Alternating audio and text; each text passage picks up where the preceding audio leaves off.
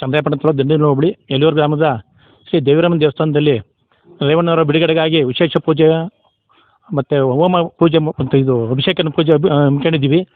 ರೇವಣ್ಣವ್ರ ನಿಷ್ಪಕ್ಷಪಾತ ತನಿಖೆ ಆಗಿ ಹೊರಬರಲಿ ಅಂತೇಳಿ ದೇವರಮ್ಮನ ಇದರಲ್ಲಿ ಎಲ್ಲ ವಿಶೇಷ ಪೂಜೆ ಯಲ್ಲೂರು ಗ್ರಾಮಸ್ಥರು ಪೂಜೆ ಮಾಡ್ತಾಯಿದ್ವಿ.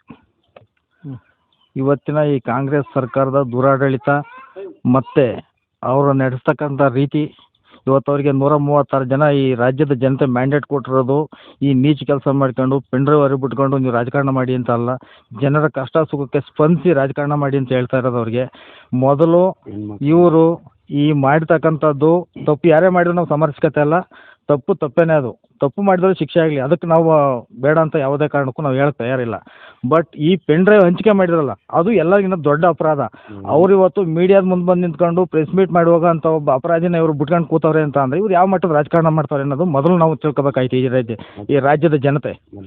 ಅದಕ್ಕೋಸ್ಕರ ಈ ಮೊದಲು ಆ ಹೆಣ್ಮಕ್ಳು ಅಪಹರಣ ಮಾಡ್ತಕ್ಕಂಥ 4 ಜನನ ಅದೇ ಇನ್ಸಿಡೆಂಟು ರಾಮನಗರದಲ್ಲೇ ಆಯಿತು.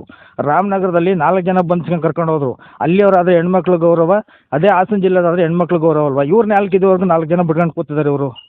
ಅದಕ್ಕೋಸ್ಕರ ನಾವು ಈ ದೇವೇಗೌಡರ ಒಂದು ಕುಟುಂಬದ ಪರವಾಗಿ ಆಗಿರ್ಬೋದು ಅಥವಾ ಈ ರಾಜ್ಯದ ಜನತೆ ಹೆಣ್ಮಕ್ಳು ಗೌರವ ಪ್ರಶ್ನೆ ಆಗಿರ್ಬೋದು, ನಾವು ಮುಂದಕ್ಕೆ ಇದ್ರ ಬಗ್ಗೆ ಉಗ್ರವಾದ ಹೋರಾಟವನ್ನು ಕೂಡ ಮಾಡಲಿಕ್ಕೆ ಅಂತ ತೀರ್ಮಾನ ಮಾಡ್ಕೊಂಡು ಅದು ಸುಮ್ಮ ಯಾವತ್ತೂ ಅದು ಬಗ್ಗಲ್ಲ, ಬಂದೇ ಬರುತ್ತೆ. ನಮ್ಮ ದೇವಿರಮ್ಮ ಸತ್ಯಾಗ ನಮಗೆ ಗೊತ್ತು. ಅವ್ರು ಚೆನ್ನಾಗಿ ಬರಲಿ ಅಂತ ಬೇಡ್ಕೊಳ್ತಿದ್ದು ದೇವರಲ್ಲಿ.